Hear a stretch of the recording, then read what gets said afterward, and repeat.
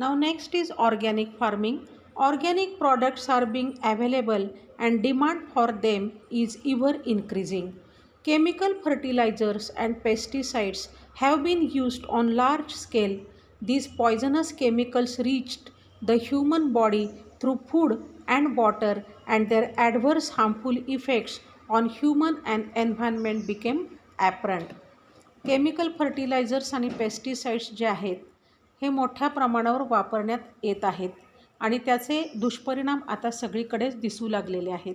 Various problems like soil fertility and paste infestation have become serious. So as to overcome these problems, farmers are opting for organic farming. It includes complete ban on chemical fertilizers and pesticides and use of local sturdy varieties and thereby maintaining natural balance. Definitely this is a welcome decision.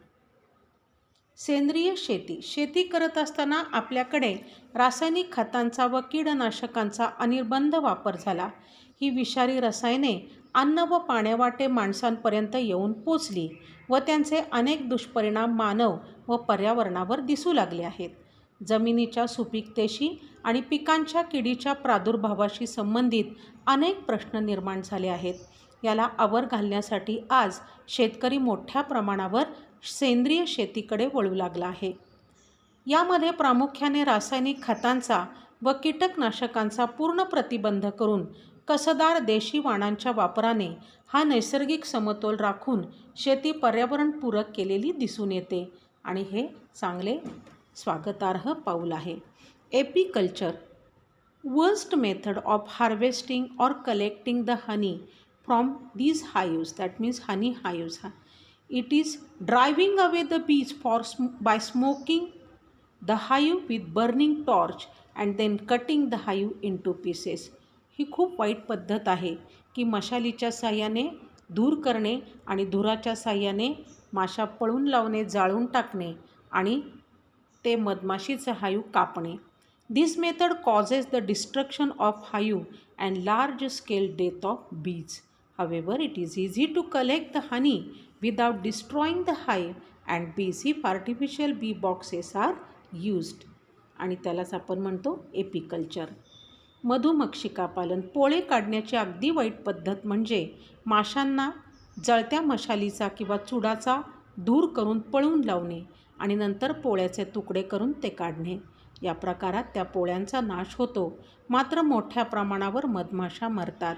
कृत्रिम मधमाशांची पोळी पेटी वापरल्यास पोळ्यातील मध काढणे सोपे जाते व त्याबरोबर पोळ्याचे आणि माशांचेही नुकसान होत नाही. आता शेवटचा भाग आहे आपला, शेवटून दुसरा आहे औषधी वनस्पतींची लागवड. भारताला जैवविविधतेचे मोठे वरदान लाभले आहे. या सर्वांचा वापर करत भारतीय माणूस निसर्गाबरोबर ममत्वाचे नाते जोडून आहे. नैसर्गिक साधनांचा वापर करून रोगमुक्ती शक्य करणारा आयुर्वेदाचा फार मोठा वारसा आपल्याकडे आहे. Cultivation of medicinal plants. India has been gifted with a great biodiversity. Indian citizens have established the humble and strong relation with the nature. We have a great tradition of Ayurveda that cures the diseases with the help of natural sources. Adusa, Vaccine, and it is the medicine of cough. And last is fruit processing. We are daily using various products prepared from fruits. All are consuming the products like chocolate, juices, jam, jellies.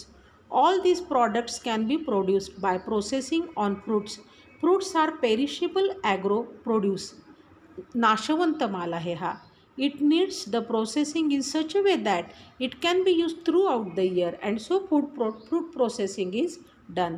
Fruit processing includes various methods ranging from storage in cold storage to drying, salting, airtight packing, preparing मुरांबा, evaporating etcetera.